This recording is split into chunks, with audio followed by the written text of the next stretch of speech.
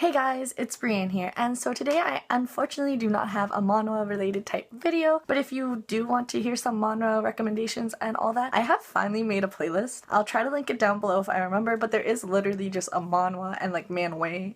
I kind of threw both together of recommendations for those. So yeah, if you want those, if you haven't seen those, you might find some gems in there that you might enjoy, so feel free to click that down below if that is what you were hoping for. Unfortunately, I tried to list 10 manhwa in a video, and I am currently at 7, so I need like 3 more before I can film one of those videos. I know. So it'll take me a little bit longer until I post one of those, but instead I have filmed a video like this before in the past, and I liked it, especially just since where I live, we went back into lockdown again. So I have nothing to do. So I figured other people might be in the same boat as me, and that's why I decided to make another manga I finished in quarantine part 2. I'm not quarantining, we're literally just locked down, but that's what I titled it last time, so yeah. So basically, yeah, if you're looking for something to read, more manga related, I don't think I have any manhwa in this list. You might enjoy this video. It shouldn't be too long a video. I'm just gonna briefly talk about each one, give a rating possibly, throw up a picture so you can see if it like piques your interest, and yeah. Let's not make this video too long and let's get into it. I have no idea how many of these there are. I think there's 20. I'll leave them listed down below. I always do that in case you don't want to hear me ramble because I tend to ramble a lot. And yeah, you can check them out yourself. But so the first one I finished was Master's Secret Baby. I actually have a video on this one. It somehow dragged on but felt really rushed at the same time. I can't tell you what it was exactly, but something kept me going, so I finished it. It is a completed, I think no, it might be a manhwa. Either way, it is completed, but it is very much cringe, so read at your own risk. I also wrote these all down in the Japanese name, so I'll probably end up butchering these. But so the next one is Ow No Flag, and I honestly did not expect enjoying this, and like I didn't expect what this was when I first picked it up, but it was honestly such a beautiful and realistic high school romance. It was incredible. I liked this so much more than I expected. And yeah, I definitely don't think it would hurt to check it out because it was great. So the next one is Watashi no Ookami-kun. It's basically if Kimi-sama Kiss, Bed and Breakfast for Spirits, and Fruits Basket had a baby. Like that's literally it. But yeah, I enjoyed it a lot more than I expected, especially since I like all those things I listed. So yeah, it's just all combined into one. And I think it was a short read. The next one is Kimi ni Happiness. I would say it's a slightly cringe, short high school romance. It wasn't the best. The next one is Sora Oto. The male lead was your typical, it's my favorite, but like a sadist? I never say this word right. I think it's sadist type of character. Some chapters were quite rushed. Like some chapters felt quite rushed, or like it almost seemed like I missed a chapter, and I don't know if I did or not, but like it wasn't bad. I also just realized I said the first thing I read was completed. If I completed all of these in quarantine, all of these are clearly completed. So I don't know what I was thinking. Okay, so this one I don't even need to talk about realistically. Everyone's heard of this one. It is Promised Neverland. Basically, I finished it after I finished the first season, I think for the second time. And I don't even think I started it knowing that a second season was coming. Like, I think I started and finished this way before all that happened. And like, yeah, it was incredible. I highly recommend. I haven't started the second season of the anime. I have heard that they're like not gonna use as much of the manga as like a reference, I guess, or something. I've heard people are just really unimpressed with it, so that's a bummer, but I haven't checked it out yet. The next one is Renren Zakari. I'd say it's a rushed love triangle high school romance with pretty boys. And I am pretty biased, so I love triangles, so I'd probably give this one a 7 out of 10 or so. So the next one is S.P.Y or S.P.Y.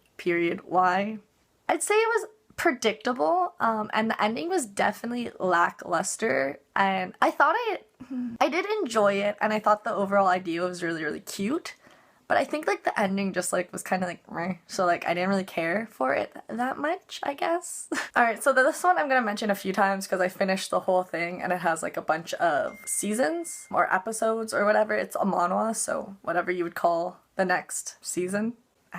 But so it is Cheese in the Trap. I've mentioned it a bunch of times on my channel. I started the live adaptation because it was that great. But so I finished the first one first, like the first season, the first book, whatever you want to call it. And I wasn't crazy about it. I'll be completely honest with you. It took me a while to get into it. But by the end of it, I was completely into it. Like I was I read 4 other seasons because that's how great it was. I started the live adaptation because I just wanted to see the differences between the two. But I will say the first season was actually the most boring of all the seasons, which I feel like that's usually the opposite. But like, go get through the first season. It's fine. It's like not incredible, but it's fine. But then like the second, third, and fourth season, which I'll briefly touch on in this video, were way better. Alright, so I'm not gonna be able to say this one. This one is Byakuya Zoushi?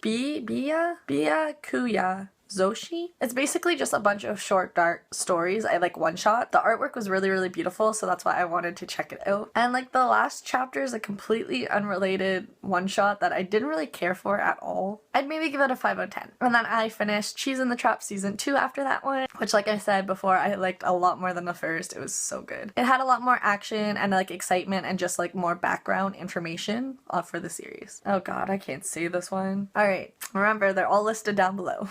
So this one is Maruoka-san Chi no Kyouikugakari. So it's basically just a typical shoujo manga. Nothing that hasn't already been done before, in my opinion. Oh my god, why did I not get the English names for any of these? So this one is Sorenara Isso koi ni Nare. I think. I am so sorry for butchering these names. But yeah, I've read so many similar manga to this, so again, it wasn't like anything that hasn't been done before. The artwork was really, really pretty though, but I feel like even for me, it was just like a bit too sexualized because if I remember correctly, they were young. Like I'm pretty sure the characters were or are pretty young. So like, I don't know, it's just like, I don't know, to me I was like, hey, like this is a little much, even for me. I also finished Cheese in the Trap season 3, again, incredible, great, addictive, highly recommend. The next one is Purikyuu. Was it memorable? No, I wouldn't say it was, but it definitely wasn't bad, especially considering how quick of a read it was. It was a really, really quick read. I feel like a lot of these were quick reads, or I just read really, really quick. I did enjoy that it involved archery though, and like I am such a sucker for archery. I love everything about it, so like, slight bias. Oh god. This one was not that good. So the next one I finished is, I think it was an OEL, which is like English language original, something. But it kind of looks like a manhwa. So this one was The Princess is a Gangster. I believe I mentioned it before on my channel. It's basically just another princess isekai, but it just was not a good one. The story just felt really, really rushed, and yeah, it's definitely not my favorite. I do maybe like a 5 out of 10. Like there's a lot better ones out there. I finished Cheese in the Trap season 4, is the final season I believe, and it was just as good as the rest. Inho will always be my favorite character though, and yeah, I feel like he will forever hold my heart, honestly. He's such a good character. Alright, 5 more guys, 5 more. So this one is Soryanaize. I know I murdered that. Darling. So at first I wasn't crazy about it, and then I think I kind of got into it. But then there's like this whole like teleportation, time travel stuff going on. And then yeah, like it was okay.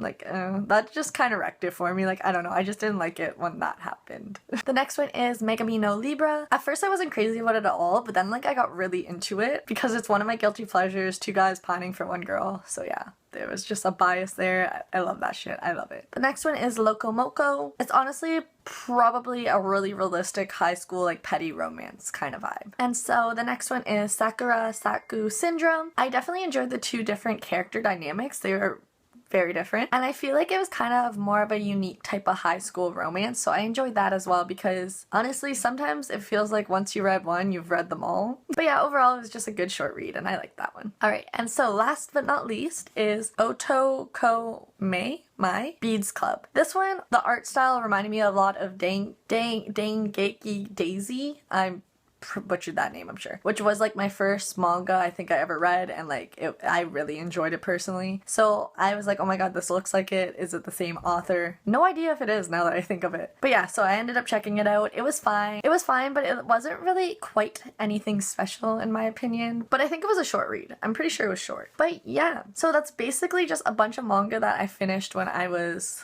in lockdown. There were some winners and definitely some losers that I would not read again. But I figured like it kind of gets manga out there, and if you are looking for something new that's not really like mainstream or talked about, like this video could help, especially show like kind of hidden gems possibly. I don't really know. If you guys want to see another video like this, let me know down below. If you have any recommendations, or if you've been reading while the world is in this state, let me know what you've been reading. If you've checked out Promised Neverland, let me know how that is, because yeah, I still haven't checked out that season and I am kind of curious. I probably should just start it just to see. But yeah, I think that's all I have to say. Stay tuned. I'm hoping the week after this video goes up, I'll have a manhwa recommendation type video. Unless I end up filming one before this one goes live. We'll see. Maybe I'll surprise you. I don't know. But I have found quite a bit of good ones that I'm really enjoying, so that's great. I love that. And also, it's currently Easter Sunday, the day that I'm filming, so I'm dressed nice and springy. It's a beautiful day out. It's like actually nice out, so that's swell. On that note, I hope you guys are having a great day or had a great day. I hope you had a good Easter if you celebrate. And yeah, I think I'm gonna get going because I'm rambling so much again. But at least now I ramble towards the end of my video so people don't have to hear it in the beginning and then like it gets straight to the point. I'm trying, okay guys? I am trying. But yeah, anyways, I hope you guys have a great day or had a great day, and hopefully I'll see you guys in my next video. Like, subscribe, comment, all that fun stuff down below because it really helps out my channel. And yeah, I'm gonna get going. Bye guys.